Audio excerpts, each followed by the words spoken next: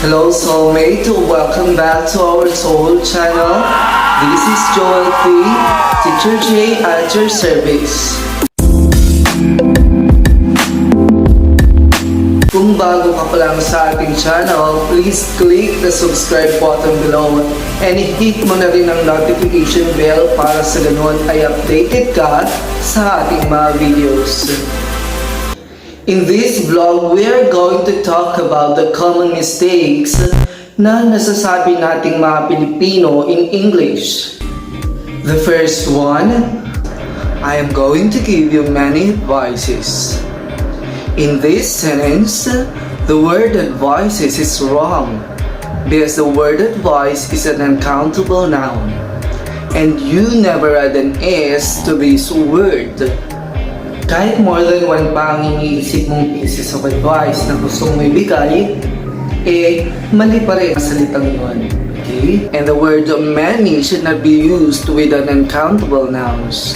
For uncountable nouns, I will give you more examples na kailangan tatandaan natin na hindi dapat nilalagyan ng S sa hulihan. Uncountable nouns are substances, concepts, etc. that cannot be divided into separate elements. We cannot count them.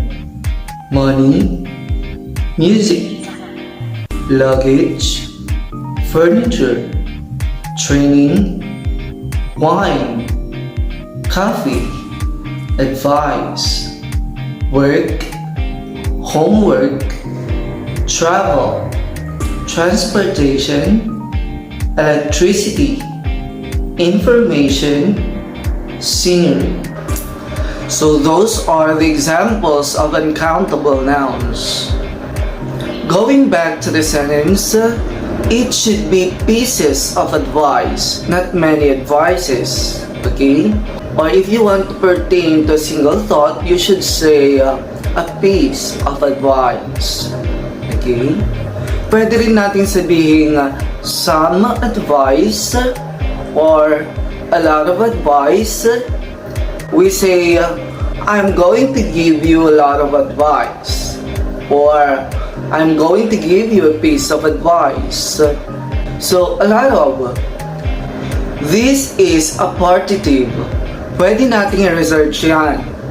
Okay, partitive expressions. Okay, makikita natin doon strand of hair, act of kindness, and so on. Next, from my opinion. Now in this phrase, mali ang from. Dapat ang gagamitin natin is in. Okay? Because this phrase is an introductory phrase in giving an opinion or in giving opinions. So, sa phrase na yan, mali ang word na from. Ang kailangan natin gamitin ay in. Another phrases for that are, from my point of view, from my perspective, as I see it, or the way I see it. So, pare-pareho lang ang mga yan. Ito ang mga limbawa ng mga phrases na pwede pa natin gamitin sa pagbibigay ng ating opinion. Okay? Example, in my opinion, classes shouldn't start in August. From my point of view, classes shouldn't start in August.